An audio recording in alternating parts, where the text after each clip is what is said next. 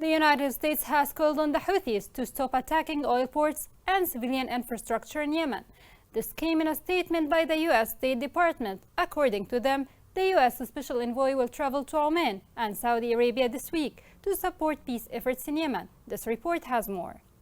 Nearly 2 months after a fragile truce in Yemen fell apart, the Biden administration urged the country's Houthi rebels to halt their attacks on ports, which risk rekindling the conflict. The Iran-backed militia has launched repeated attacks in recent weeks on seaports and oil facilities in areas controlled by the government, impeding the flow of petroleum exports and putting more pressure on negotiators trying to resurrect a ceasefire agreement between Yemen's warring parties. The Houthis most recently attacked the Al-Dabba oil facility in Yemen's Hadramaut province last week. The commercial port of Qina in the southern Shabwa province has also been attacked by the militia. We call on the Houthis to immediately cease their attacks on Yemeni ports, the State Department said in a statement on Monday. Such attacks only risk plunging Yemenis into another pointless cycle of violence and suffering. The appeal to the Houthis comes as U.S. Special Envoy for Yemen Tim Lunderking travels to Amman and Saudi Arabia in an effort to revive the UN-mediated ceasefire that broke down in the first few days of October.